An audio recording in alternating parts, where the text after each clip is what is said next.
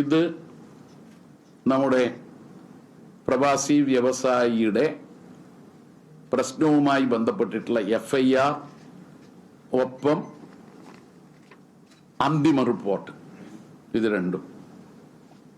ഇതുപോലൊരു FIR ദിവ്യയുടെ ആ പ്രസംഗം സംബന്ധിച്ച് നിങ്ങൾ കണ്ടിട്ടുണ്ടാവും, സോഷ്യൽ മീഡിയ എൻ്റെ വാട്സപ്പിലുണ്ട്. ഇത് രണ്ടും തമ്മിലുള്ള വ്യത്യാസം എന്താ? ഇത് FIR എടുക്കാം നമുക്ക്, ശ്യാമള ടീച്ചറുടെ. ഇതിൽ പ്രതിപട്ടികയിലില്ല. FIR അന്ന് രജിസ്റ്റർ ചെയ്യുന്നതും പരാതി കൊടുക്കുന്നതുമെല്ലാം ബന്ധുക്കളാണെന്നുള്ള കാര്യത്തിൽ തർക്കമില്ലല്ലോ. എന്നാൽ മറ്റതിലോ PP ദിവ്യ പ്രതിയാണ്. എന്താ കാരണം? ആ പ്രസംഗത്തിൽ ദൗർഭാഗ്യകരമായ ഒരു അവതരണമായതുകൊണ്ട് ആ ഉദ്യോഗസ്ഥന് വേദനയുണ്ടാക്കി. ദിവ്യ ഒരിക്കലും ആ ഉദ്യോഗസ്ഥൻ മരണപ്പെടണമെന്ന് ആഗ്രഹിച്ച് പറഞ്ഞ പ്രസംഗമല്ല. പക്ഷേ അപ്രതീക്ഷിതമായിട്ടൊരു മരണം നടന്നു. അതിനെ തുടർന്ന് പ്രതിസ്ഥാനത്തായി. അങ്ങനെ വന്നപ്പോൾ ദിവ്യയുടെ പ്രശ്നത്തിൽ സ്വീകരിച്ച റിമാൻഡ് ചെയ്യപ്പെട്ടു. പ്രശ്നത്തിൽ സ്വീകരിച്ച സമീപനവും ശ്യാമളിയുടെ പ്രശ്നത്തിൽ സ്വീകരിച്ച സമീപനവും രണ്ടും രണ്ടാണ്. അതേസമയം തന്നെ ഇതേ വിഷയത്തിൽ തന്നെയായിരുന്നു ചുഴലി ഗവൺമെന്റ് ഹയർ സെക്കൻഡറി സ്കൂളിലെ പ്രിൻസിപ്പളായിരുന്ന TK ശശിധരൻ മാസ്റ്റർ ആത്മഹത്യ ശ്രമിച്ചു. അന്നത്തെ സംസ്ഥാന കമ്മിറ്റി അംഗമായിരുന്നു ജെയിംസ് മാത്യുവിന് അന്ന് പ്രതിപട്ടികയിൽ ഉണ്ടായിരുന്നു, റിമാൻഡായിരുന്നു. അന്ന് പാർട്ടി നടപടി എടുത്തിരുന്നില്ല. എന്താ എടുക്കാതിരിക്കാൻ കാരണം?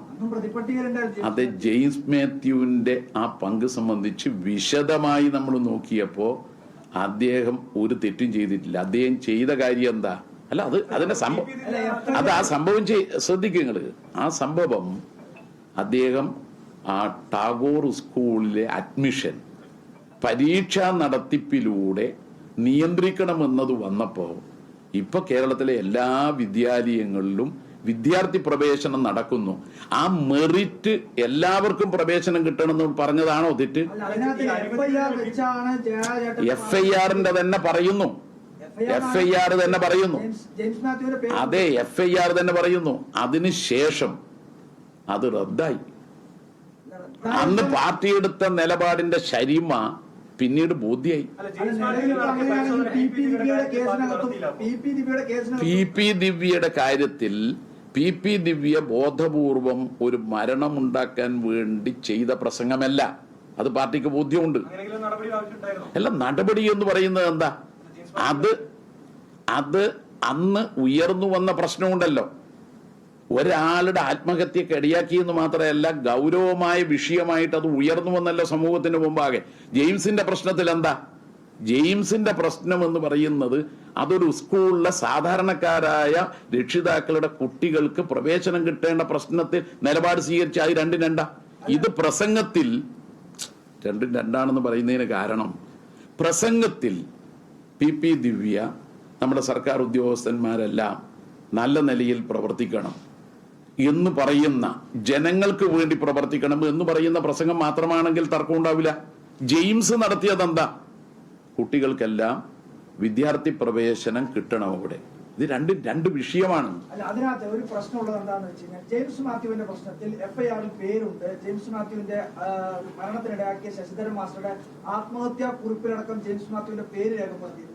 ഇപ്പോൾ PP ദിവ്യയുടെ കേസിനകത്തും PP ദിവ്യയുടെ ഒരു ഭാഗം, ഇപ്പൊ ജയരാട്ടൻ പറയുന്ന ആ പരിപാടിയിൽ പങ്കെടുത്ത് നടത്തിയ പ്രസംഗം അത് ന്യായീകരിക്കാൻ വേണ്ടി കഴിയില്ല. പക്ഷെ അതേസമയം തന്നെ PP ദിവ്യ പറഞ്ഞ ആരോപണങ്ങൾ ശരിവെക്കുന്ന ഒരുപാട് കാര്യങ്ങൾ ഇപ്പോൾ അന്വേഷണത്തിന്റെ ഭാഗമായി കണ്ടെത്തിയിട്ടുണ്ട്. ആ കാര്യങ്ങൾ ഇപ്പോഴും പാർട്ടി കാണുന്നില്ല എന്നുള്ള ഒരു ധാർമ്മിക അല്ല, അതിലൊരു തർക്കമില്ല. അതിൽ അന്വേഷണം പൂർണ്ണമായി മുന്നോട്ട് പോകണം. ഇപ്പൊ തുടരന്വേഷണത്തിന് ഒരു ഉത്തരവ് ഇറക്കിയിട്ടുണ്ട്. മാത്രമല്ല, PP ദിവ്യയുടെ പ്രശ്നത്തിൽ നിയമപരമായ എല്ലാ സാധ്യതയും തേടുകയും ചെയ്യുന്നുണ്ട്. അക്കാര്യത്തിൽ ഞങ്ങൾക്ക് സംശയമില്ല. ഇരട്ട നീതിയേ ഇല്ലാന്ന്. ബഹുമാനപ്പെട്ട ഉദ്യോഗസ്ഥന്മാരെ, നിങ്ങളെല്ലാം നല്ല രീതിയിൽ പ്രവർത്തിക്കണം. ചിലരെല്ലാം തെറ്റായിട്ടൊക്കെ പോകുന്നു. അങ്ങനെ പാടില്ല.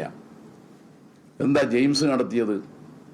പ്രിൻസിപ്പൽ എല്ലാവരും ഈ സ്കൂളിൽ അഡ്മിഷൻ കിട്ടത്തക്ക നിലയിൽ പ്രവർത്തിക്കണം.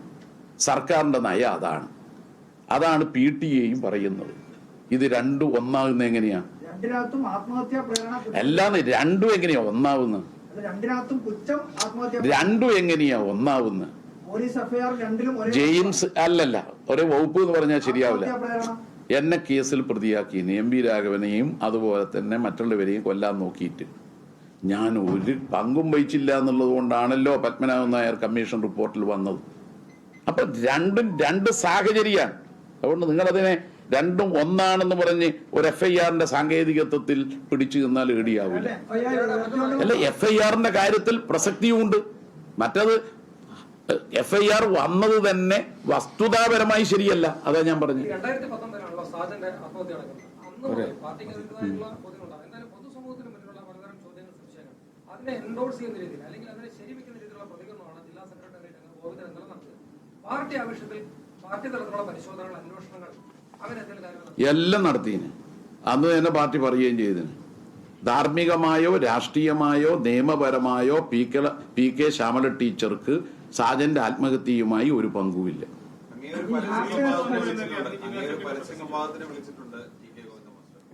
പരസ്യ ശത്രുവായിട്ട് പോയ ആള് പരസ്യ സംവാദത്തിന് വിളിക്കലോ? അതൊരു അത്ഭുതമാണല്ലോ. ശത്രുവായിട്ട് നിൽക്കുന്ന ഒരാള് പരസ്യ സംവാദത്തിന് ഞങ്ങളെ ക്ഷണിക്കുന്നു എന്ന് പറയുന്നത് തന്നെ അദ്ദേഹത്തിന്റെ ആ ഒരു പോയ പോക്കിലുള്ള ഒരു അബദ്ധമായി തോന്നിയതാണോ? ആയിക്കോട്ടെ, അദ്ദേഹം പോയത് തെറ്റാണെന്ന് പറയുമോ? അദ്ദേഹം പോയതും പാർട്ടിയെ വഞ്ചിച്ചതും തെറ്റാണെന്ന് ആദ്യം പറഞ്ഞാൽ ഏത് സംവാദത്തിൽ നമുക്ക് പോകാനോ? ഫെസ്റ്റിവലുമായി ബന്ധപ്പെട്ടുകൊണ്ട് ഞാനിപ്പോ പറഞ്ഞു, എല്ലാ രാഷ്ട്രീയ പ്രസ്ഥാനങ്ങളുടെയും ഭാഗമായിട്ടുള്ള ആളുകളൊക്കെ സംഘാടക സമിതിയുടെ ഭാഗമാണ്. ഈ പറയുന്ന കണക്ക് അവതരിപ്പിച്ച കമ്മിറ്റിയിൽ ഉൾപ്പെടെ ഏതെങ്കിലും ഇതര CPI അല്ലാത്ത രാഷ്ട്രീയ പ്രസ്ഥാനത്തിൽ ആരെങ്കിലും പങ്കെടുത്തിട്ടുണ്ട്? തളിപ്പറമ്പ് മണ്ഡലത്തിലെ UDF-ന്റെ പ്രസിഡന്റുമാരടക്കമുള്ളവർ ഈ ഹാപ്പിനെസ് ഫെസ്റ്റിന്റെ ഭാഗമാണ്. ആരൊക്കെയാണെന്നുള്ളത് അതിന്റെ ഡീറ്റെയിൽസ് ഉണ്ട്. ആരൊക്കെയാണോ മണ്ഡലത്തിൽ UDF-ന്റെ പ്രസിഡന്റുമാർ അത് അവരൊക്കെ ഈ കണക്ക് അവതരിപ്പിച്ച കമ്മിറ്റിയിൽ പങ്കെടുക്കും. അല്ല, അവരാ ഫെസ്റ്റിവൽ കമ്മിറ്റിയിൽ സംഘാടക സമിതിയിലുണ്ട്. ഈ കണക്ക് അവതരിപ്പിച്ച കമ്മിറ്റിയിലൊക്കെ ഒന്നും ക്ഷണം ലഭിച്ചിട്ടില്ല എന്നുള്ള കാര്യങ്ങളൊക്കെ അവർ പറയുന്നുണ്ട്. അവരൊന്നും അറിയിച്ചിട്ടില്ല.